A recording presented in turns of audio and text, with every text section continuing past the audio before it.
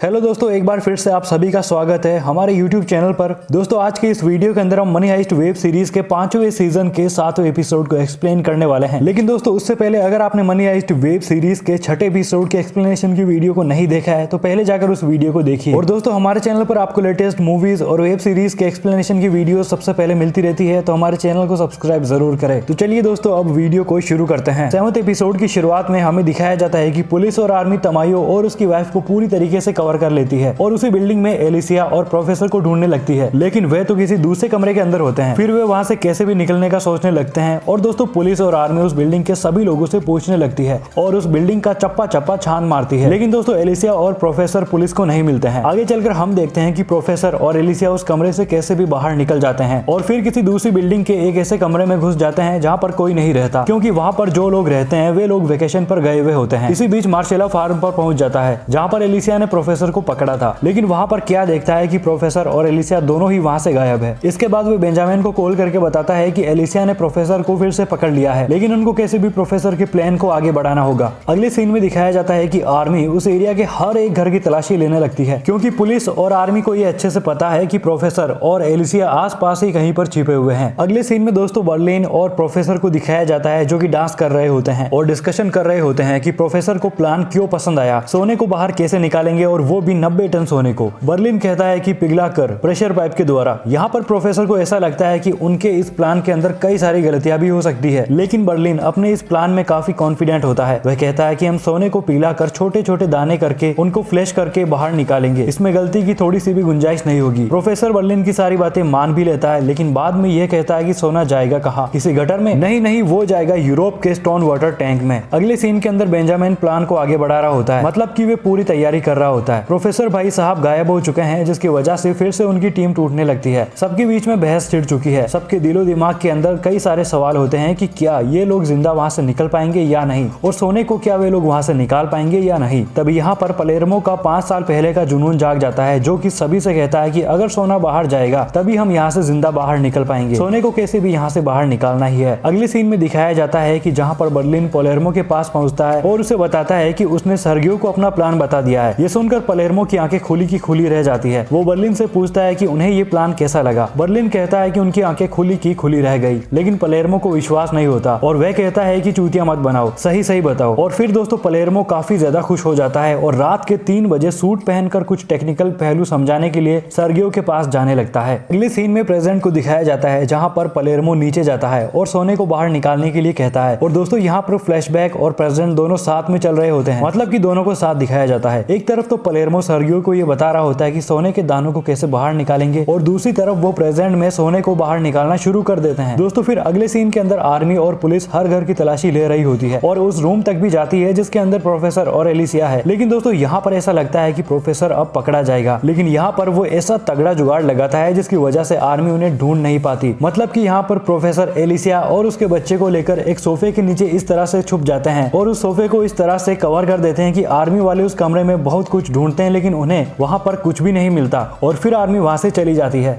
अगले सीन में पलेर्मो सोने को बाहर निकालना शुरू कर देता है, लेकिन दोस्तों यहाँ पर एक बहुत ही बड़ा ट्विस्ट आ जाता है। मतलब कि जिस मशीन के प्रेशर की मदद से वे सोने को पाइप के जरिए बाहर निकालने वाले होते हैं, वे मशीन काम करना बंद कर देती है। सोने के दाने बाहर नहीं निकल रहे होते हैं। यहीं पर हमें पलेर्मो का थोड़ा पागलपन देखने को मिलता है, जो कि मशीन से बातें करता है। वह मशीन से कहता है कि शुरू हो जा डार्लिंग, शुरू हो जा डार्लिंग, मुझे ऐसे एंड मौके पर धोखा मत दे। ऐसे ही पागल जैसी बातें वे करने लगता है। लेकिन पलेर्मो कोई पागल नहीं होता, असल में वे एक मास्टरमाइंड और जीनियस होता है और सोने को कैसे बाहर निकालना है और किस तरीके से निकालना है, ये सारा प्लान पलेर्मो का ही होता है, क्योंकि उसने इस प्लान पर कई सालों से काम किया होता है। और फिर दोस्तों मानो एक चमत्कार ही होता है, वे मशीन काम करना शुरू कर देती है और सोने के दाने पाइप से बाहर आने लगते हैं। अगले सीन में प्रोफेसर को दिखाया जाता है जो कि एलिसिया के लिए कुछ खाने के लिए बनाता है। एलिसिया यहाँ पर खाना खाते खाते प्रोफेसर से कई सारी इमोशनल बातें भी करती है कि उसके पति के मरने के बाद उसने क्या क्या किया। दूसरी तरफ प्रोफेसर भी यहाँ पर एलिसिया से यह कहता है कि वह उसे मरने नहीं देगा और उसकी बेटी विक्टोरिया को जेल में बड़ा नहीं होने देगा। इसके बाद अगले सीन में डॉक्टर हेलसिंकी से ये कहती है कि तुम्हें बेहोश करना होगा, तभी वे उसका इलाज कर सकेंगे। लेकिन यहाँ पर हेलसिंकी साफ साफ मना कर देते हैं कि मुझे बेहोश मत करना, नीचे की बॉडी को सुन कर दो, जो करना है करो, लेकिन बेहोश बिल्कुल भी मत करना। दोस्तों यहीं पर रकेल, मनीला और स्टॉकहोम आपस में बातें कर रहे होते हैं कि जेल कैसी होती है। रकेल कहती है कि जेल बहुत ही भद्दी होती है, ऐसी कुछ नॉर्मल बातें कर रहे होते हैं। इसी बीच मनीला की जो डेनवर के लिए फीलिंग्स थी वो बाहर आ जाती है और वो स्टॉकहोम को ये बता देती है कि उसने डेनवर को किस किया था, मतलब कि बस हो गया था। और फिर ये सब कुछ सुनकर स्टॉकहोम को काफी स्ट्रेस हो जाता है और वे वहां से चली जाती है डॉक्टर से गोली लेकर। अगले सीन में बेंजामिन ईंटों के पहले बेस पर काम करना शुरू कर देता है और जो सोने के दाने बाहर आ रहे होते हैं वहां पर वो उन्हें ईंटों में बदल रहा होता है और ये काम बहुत ही जोरों शोरों से चल रहा होता है। इसी बीच दोस्तों मेथियस पालेर्मो से पूछता है कि क्या रकेल सिंगल है, और भाई ये पूछने के बाद सभी लोग उसे घूरने लगते हैं। और दोस्तों यहाँ पर बहुत ही बड़ा वाला फनी मोमेंट होता है और रकेल और प्रोफेसर लव बर्ड्स है ये बात मेथियस को पता नहीं होती,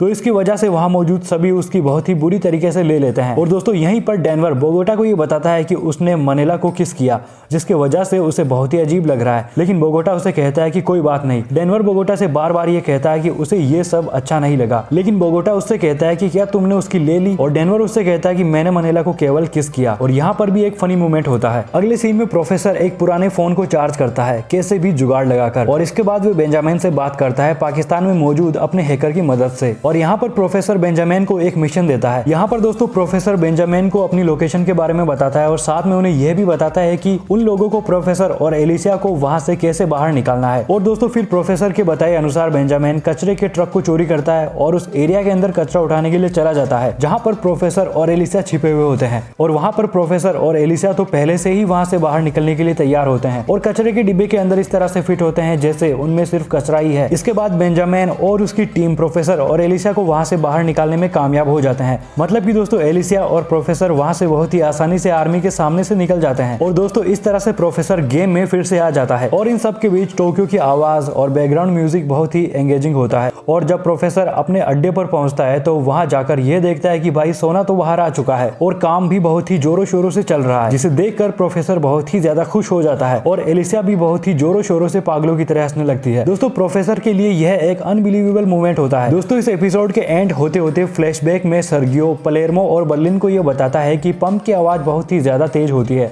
जिसकी वजह से पुलिस को पता चल सकता है। लेकिन दोस्तों उन दोनों के पास इसका भी इलाज होता है। और इस तरह से ये एपिसोड यहीं पर एंड हो जाता है।